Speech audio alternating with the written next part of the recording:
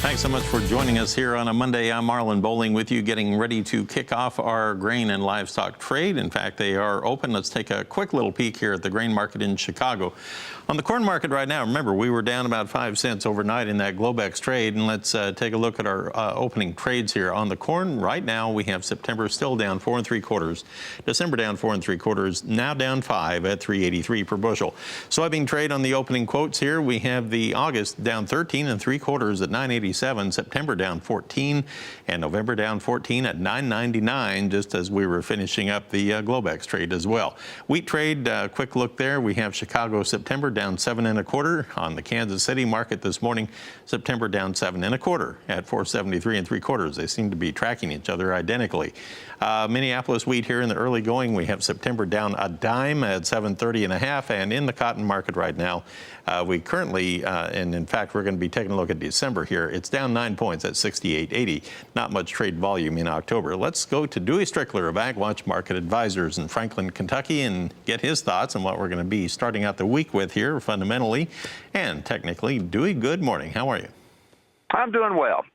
So let's take a look here at the markets. A definite weaker tone here in all the grain complex here. The cotton opening up under pressure. Sounds like a different story on the Dow this morning. It sounds like we may be in new record territory. Is that right?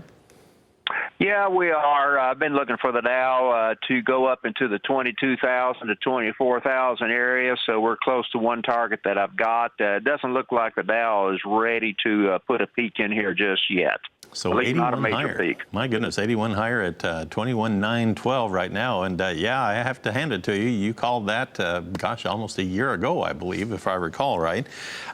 You were talking about that. In fact, let's bring up the crude oil market, too. A lot of folks have been wondering about this crude. It was getting up toward $50 there last week. And at last check here this morning, it had softened up just a little bit. Right now in West Texas crude, we're down about 20 cents at 49.51, but it did touch $50. It got as high as 50.06, so keep that in mind. It did achieve that benchmark, and then it kind of backed away from that. All right, Dewey, your thoughts here on the corn and soybean trade first. Corn trade, we're hearing most of the pollination is done without too much of a problem, although it was pretty hot. Now the soybeans are up in the spotlight here for their critical time of year, and the market seems to be taking all the premium out right now. Yeah, you got a few things going on. Got to keep in mind you got end of the month position squaring. You do have a stronger dollar. We have expectations for the ratings this afternoon to be unchanged, maybe up 1 point, and the 8 to 14-day forecast shows a cooling trend with normal to above normal moisture in much of the corn belt. So those are the things working on the grains today. What about in this wheat market here? It's sagging as well, and is this more of a spillover effect from the corn and soybeans, or does the wheat market have more to deal with here right now? Wheat market's got a little more to deal with. Mainly, we've been seeing some sales here that have been going not to the U.S., but going to other sources here. And, of course, with the dollar a little bit firmer here today, I would expect that trend is going to continue. I have to hand it to you, too. I know from my travels here this summer, it seems like where you're located in Kentucky, that had been the home of some of the better-looking corn I had seen in my travels this summer. How's it looking right now? Is it still holding on to that? Yeah, we're looking real good as far as our corn is concerned. Double crop beans, we've had some showers here recently, so they're beginning to look good as well. All right, well, Dewey, we'll pause for a break, and we'll talk a little bit of livestock and take a look at opening quotes when we come back right after this.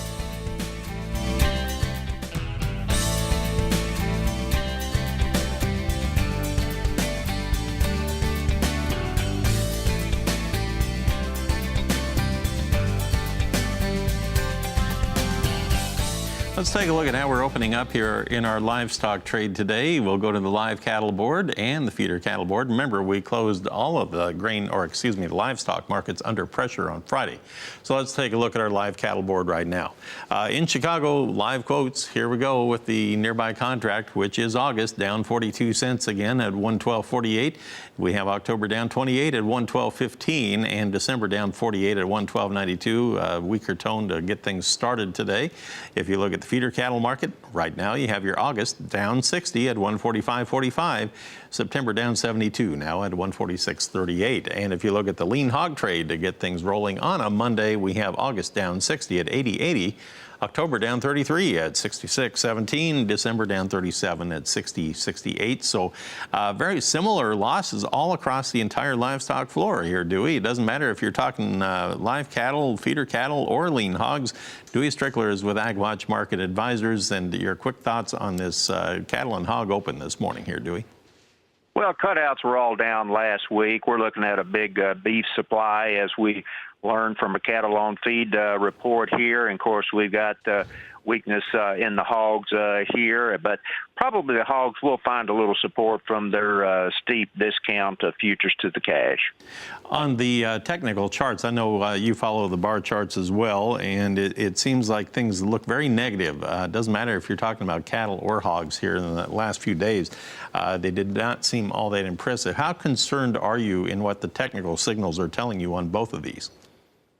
Well, it shows that, especially in the cattle, we're probably going to be headed here a little bit lower, and also on the hogs here as well. Maybe a couple of 100 points on the hogs. Cattle might go a little more than that. Now, you take a look at that cash cattle market, and last we heard on Friday, things didn't move very much. How were the volumes on the cash trade this week? I really haven't. I haven't heard what they were here, to be honest with you. Okay. All right. Now, on the lean hog trade, I noticed where the cash hog values and also the pork carcass cutout values Friday afternoon reported by USDA, they were both lower, and that seems to go counter to that trend that we had been seeing for a better part of a month or so there.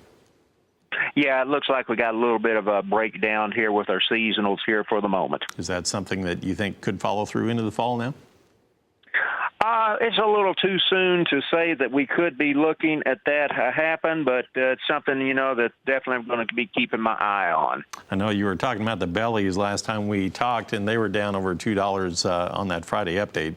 We'll see what the midday update brings. Dewey, you had something called the AgWatch Grain Market University that you had done a while back. Is that still underway? Yeah, it is.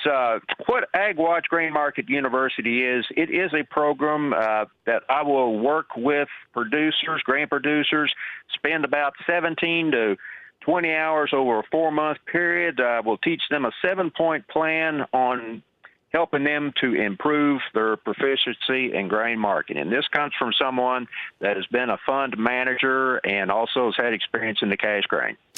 Well, I'd advise anybody to check it out. If you want to learn more about how to do the grain markets with hands-on experience, just go to agwatch.biz and check it out. Well, Dewey, thanks again for helping us open up the trading day here on a Monday. Appreciate it very much. So DeweyStrickler, he happens to be with AgWatch Market Advisors, and he's based in Franklin, Kentucky. There you go. All right. Thank you very much, Marlon. Appreciate that once again.